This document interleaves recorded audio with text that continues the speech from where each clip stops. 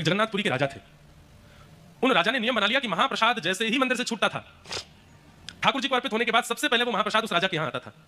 और राजा का स्वभाव था वो सिंहासन से उतर करके सबसे पहले महाप्रसाद ग्रहण करते, फिर पुजारी जी को प्रणाम करते थे, फिर किसी और से बात करते थे।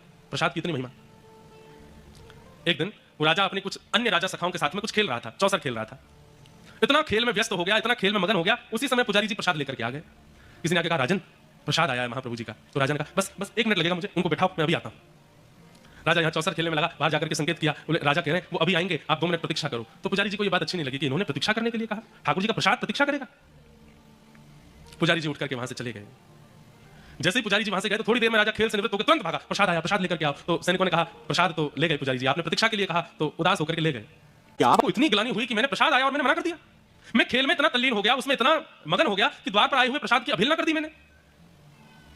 अपने हाथ को देखने लगा, इसी हाथ से मना किया था मैंने, अब ये हाथ मेरे अंग पर रहने लायक नहीं है, पर अपने आप अपने हाथ को कैसे काटूं?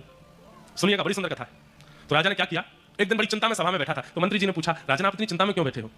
तो राजा ने कहा, मैं तुम्हें बताऊं, तुम किसी को तो नहीं बताओगे? मंत्री बोले, नहीं मैं किसी को नहीं बताऊंगा। बोले, एक प्रेत मेरे कक्ष में आता है रात में, और रात में वो प्रेत नहीं दिखता, केवल उसका हाथ जंगले से दिखाई देता है, और उसका हाथ देख करके मुझे बड़ा डर लगता है।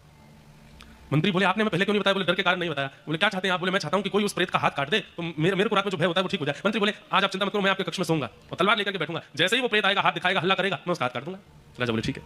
मंत्री नीचे गद्दा लगा करके सो गए, राजा पलंग पर सो गए। जैसे ही मंत्री की थोड़ी आंख लगी, राजा चुपचाप उठ करके बाहर गए और खिड़की खोल करके अपना ही हाथ भीतर डाल करके आवाज करने लगे जोर जोर से। मंत्री ने तुरंत उठ करके राजा का हाथ काट दिया। लेकिन जैसे ही देखा तो क्या पाया, अरे ये तो राजा ही है। राजा ने अपना हाथ कटवा दिया। मंत्री ने कहा, राजन आपने तो कहा था कोई प्रेत है, आपने अपना हाथ कटवा दिया। लगी तो नहीं बालक को?